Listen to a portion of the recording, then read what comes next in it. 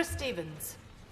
Madam Deputy Speaker, it's a pleasure to follow the Honourable Member for North Norfolk. And I want to thank honourable members for securing this debate to our fellow members of the All-Party Parliamentary Group on Contaminated Blood, and pay particular tribute to the Chair, the Honourable Member for Kingston upon Hull North, who I think chairs this group superbly. And I want to start my remarks the way she ended hers, which is debating what we are debating is compensation proposals for what has been described as the worst treatment disaster in the history of the National Health Service.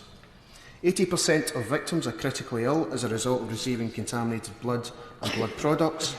They suffer the side effects of past treatments, are in financial hardship due to being forced out of employment, precisely because of the health issues caused by infection. They, their families and the families of those who have died should be treated with equal primacy. Only weeks after my election, I was contacted by my constituent, Cathy Young, who is a Stage 1 widow. Cathy is a member of the Scottish Infected Blood Forum and is a passionate advocate on this issue. When I met her last week, I asked her to give me her thoughts on what I should say this afternoon, so let me for the next few moments describe her thoughts on this issue. She says, "I don't know, due to the Scottish Government's recently accepting the review group's recommendations, what can be said. But what I would say is, how can the UK Government consultation regarding other UK widows be so far off the mark compared to Scotland?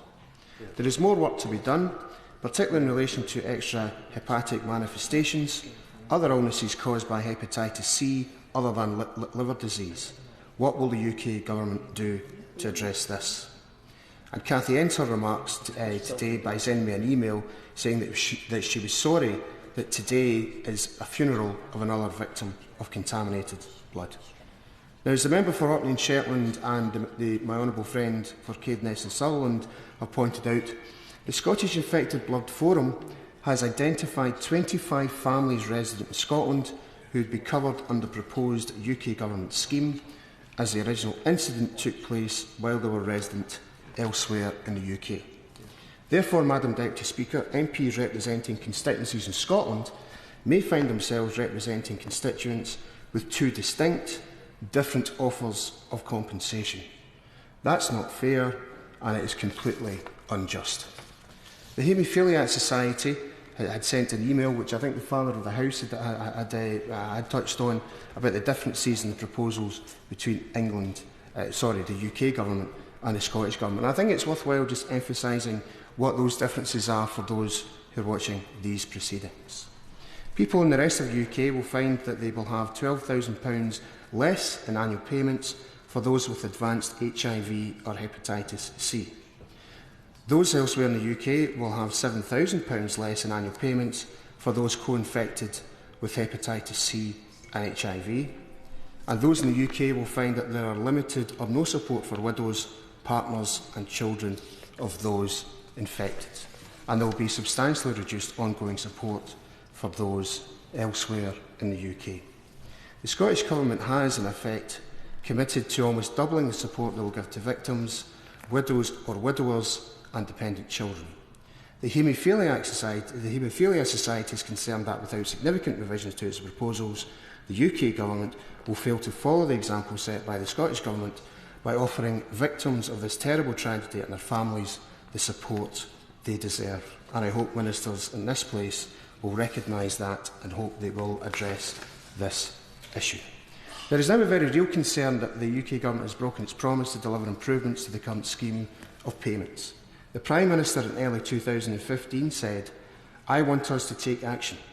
I'm not sure whether that action will ever fully satisfy those who want this wrong to be righted, but as a wealthy and successful country, we should be helping these people more. We will help them more.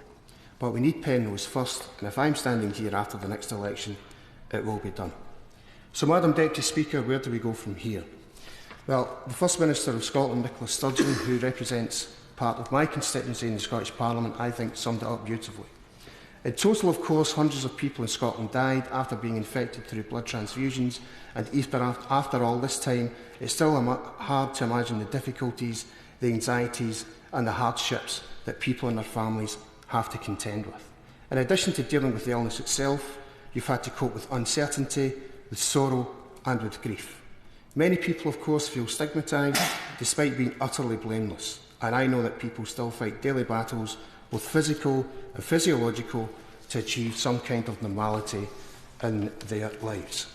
We as a society have a moral obligation to help those who are infected with an illness by the health service. Madam Deputy Speaker, let's use those words as a guide to how we take this issue forward and compensate the victims and their families and provide for them for what they truly deserve. Yeah.